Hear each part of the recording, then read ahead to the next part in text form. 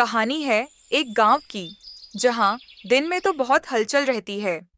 लोग यहाँ वहाँ घूमते हैं, बच्चे खेलते हैं, लेकिन रात होते ही रामपुर गांव में बारिश शुरू हो जाती है। बिजली जोरों से कड़कने लगती है। लोग अपने अपने घर में चले जाते हैं और कोई घर से बाहर नहीं निकलता।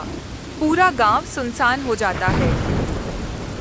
तेज बारिश, अंधेरा जंगल, 3 लोग रास्ता भटक गए।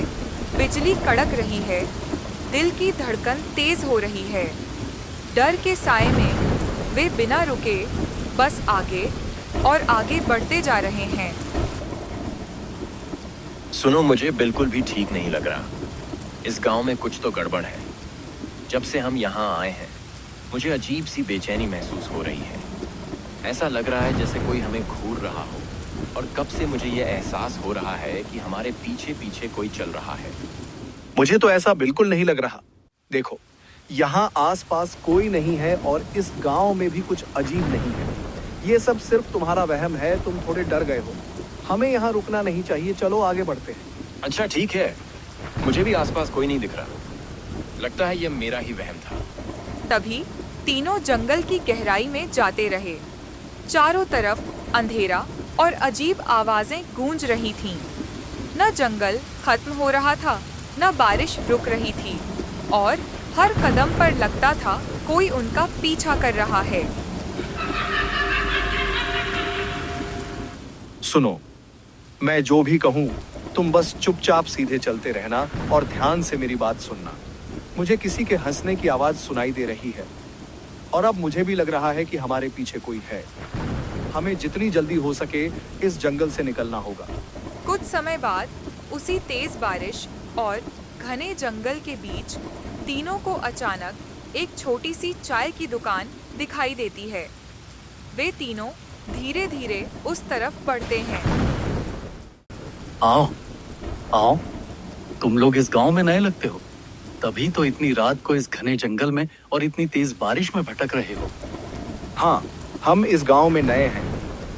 ऊपर से हमें समझ ही नहीं आ रहा कि इस जंगल में कहाँ जाएं।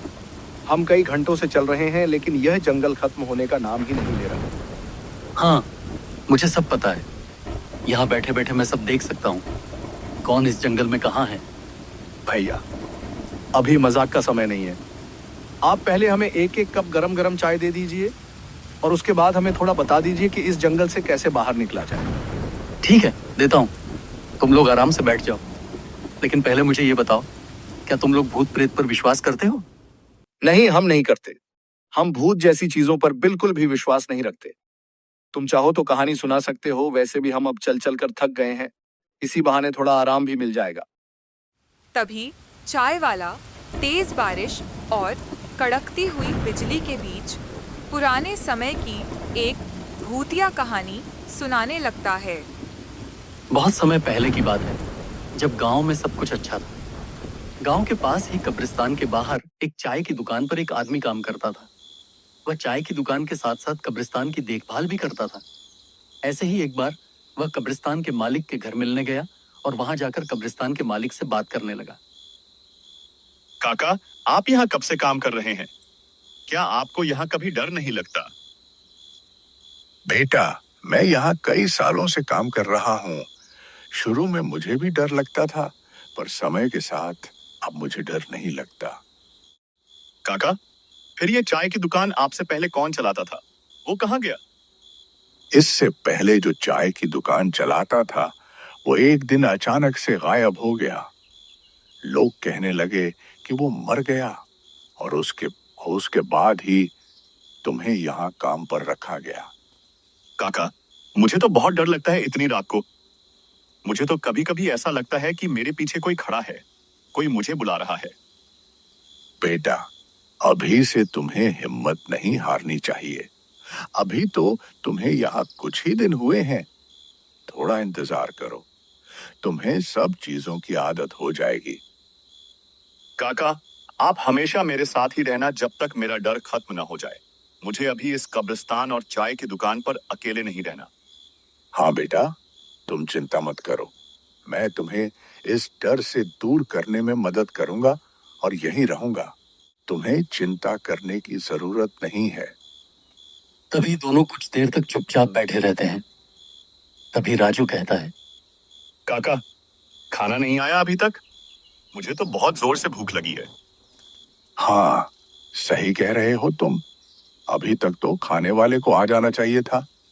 रुको, तुम यहीं रहो, मैं अभी बाहर जाकर देख कर आता हूँ।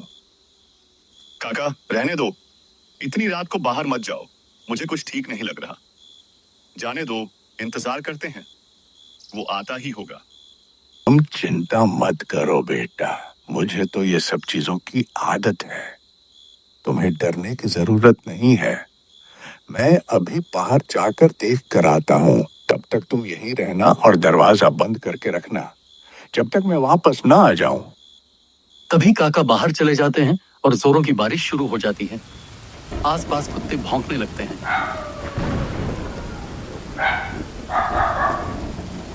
राजू घर में अकेला डर के मारे बस खड़ा रह जाता है। तो देख कर आता हूँ कि काका कहाँ रह गए। यहाँ तो कोई नहीं दिख रहा। ऊपर से इतनी तेज बारिश भी हो रही है। काका ने कहा था अंदर जाने को। चलो मैं अंदर ही उनका इंतजार करता हूँ।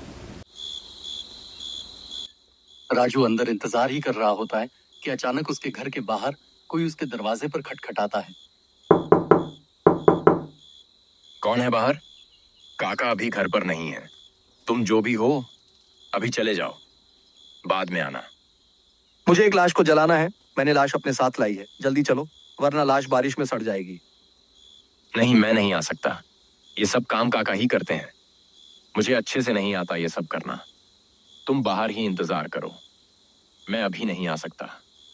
देखो, तुम्हें इतना पता होना चाहिए कि अगर चिता समय से नहीं जलाई गई तो उसकी आत्मा यहाँ वहां भटकेगी। इसीलिए मैं कह रहा हूं, अभी के अभी तुम मेरे साथ चलो। तभी राजू थोड़ी देर तक सोच में पड़ जाता है और फिर बाहर चला जाता है और दोनों साथ में लाश की तरफ जाने लगते हैं। दोनों बारिश में भीगते भीगते चलते हैं। आसपास कुत्तों के भौंकने की आवाजें गूंज रही होती हैं और चारों तरफ कोई दिखाई नहीं देता। राजू डर के मारे बस चुपचाप आगे आगे बढ़ता रहता है। लगता है तुम इस काम में नए आए हो, तभी इतना डर रहे हो। देखो, डरने वाली कोई बात नहीं है। मैं थोड़ी सी भूत हूं क्या जो तुम मुझसे डर रहे हो? डरो मत, बस थोड़ा और चलना है, फिर हम पहुंच जाएंगे। यहाँ कोई दिख क्यों नहीं रहा? लाश के साथ तुम अकेले ही हो क्या? इसके और परिवार वाले कहाँ हैं? हाँ, यहाँ मैं अकेला ही हूँ। इसके परिवार वालों ने इसे घर से बाहर भगा दिया था। बेचारा कर्ज में डूब गया था तो पानी में कूदकर अपनी जान दे दी। बहुत बुरा हुआ बेचारे के साथ। ऐसा नहीं होना चाहिए था। चलो फिर अभी इसकी चिता को आग लगा देते हैं, वरना लाश सड़ जाएगी। तभी राजू लाश के पास जाता है और जैसे ही उसका चेहरा देखता है उसके होश उड़ जाते हैं। वह डर के मारे इधर उधर देखने लगता है, पर उसे उसके साथ वाला आदमी कहीं दिखाई नहीं देता। राजू मन ही मन सोचने लगता है, अभी तो ये मेरे साथ था, ये मर कैसे गया? मुझे तो कुछ समझ में नहीं आ रहा। मैं क्या करूं? अब जल्दी से यहाँ से भाग जाता हूँ। तभी राजू बारिश में गिरते पड़ते डरा सहमा हुआ भागते भागते अपने घर की ओर आता है। जैसे ही वह वहां पहुंचता है, अचानक जोर की आवाज गूंजती है और आसमान से बिजली सीधे राजू पर गिरती है। बिजली गिरते ही राजू जमीन पर तड़प कर गिर जाता है। उधर दूसरी ओर काका वापस लौट रहे होते हैं और लौटते ही देखते हैं कि जमीन पर एक लाश पड़ी हुई है। ये लाश किसकी है? यहाँ तो कोई दिखाई भी नहीं दे रहा। इतनी बारिश में पता नहीं किसने ये लाश यहाँ छोड़ दी है। अभी मैं इसे जला देता हूँ, वरना पानी में ये लाश सड़ जाएगी। तभी काका लाश को जलाने लगते हैं। कुछ देर बाद काका के पास राजू आता है और कहता है, काका, अच्छा हुआ आप मुझे यहीं मिल गए। आप जल्दी जल्दी अपना काम खत्म करके घर आना, मैं आपको वहीं मिलूंगा। और हाँ, देर मत करना। जितनी जल्दी हो सके आ जाना। मुझे बहुत तेज भूख लगी है। राजू की बात सुनकर काका भारी मन से घर की ओर लौटने लगते हैं। बारिश अब थम चुकी थी, लेकिन चारों तरफ बस सन्नाटा फैला था। ऐसा सन्नाटा जिसमें सिर्फ मौत की आहट गूंज रही थी। काका भारी कदमों से चलते चलते जब घर पहुंचते हैं तो सामने का नजारा देखकर उनके होश उड़ जाते हैं। वहां जमीन पर राजू की लाश पड़ी होती है और ठीक उसके सामने धुंधली सी परछाई जैसी आकृति, राजू की आत्मा, खामोश खड़ी होती है। बेटा, ये सब कैसे हो गया? अभी अभी तो तुम मुझे बुलाने आए थे। हम उस दूसरे आदमी का अंतिम संस्कार कर रहे हैं और अचानक से तुम्हें ये कैसे हो गया? थोड़ी देर के लिए वहां सन्नाटा छा जाता है। न हवा की आवाज, न बारिश की बूंदों की, बस चारों तरफ एक डरावनी खामोशी भर जाती है। काका, मेरा भी अंतिम संस्कार कर दो। मुझे आपके साथ रहकर अच्छा लगा, लेकिन आपको मुझे अकेला नहीं छोड़ना चाहिए था। और आपसे एक गुजारिश है, मेरे परिवार वालों से कहना कि मैं सबको बहुत प्यार करता हूं। बेटा, ये सब कैसे हुआ? कुछ नहीं काका, जैसे मैं आपको बुलाने आया था वैसे ही मुझे भी कोई बुलाने आया था। मैंने आपकी बात नहीं मानी और घर से बाहर निकल गया, और ये सब हो गया। तभी काका राजू का अंतिम संस्कार करते हैं। बारिश की नमी से आग के धुएं अजीब से लगते हैं। रात बिल्कुल शांत होती है और राजू का शरीर मिट्टी में मिल जाता है। देखा बेटा, भूत होते हैं और जरूरी नहीं कि सब बुरे ही हों, कुछ अच्छे भी होते हैं और कुछ बुरे। एक काम करो, तुम लोग अब यहां से सीधा चले जाओ। बारिश भी रुकी है और थोड़ी देर में सुबह हो जाएगी।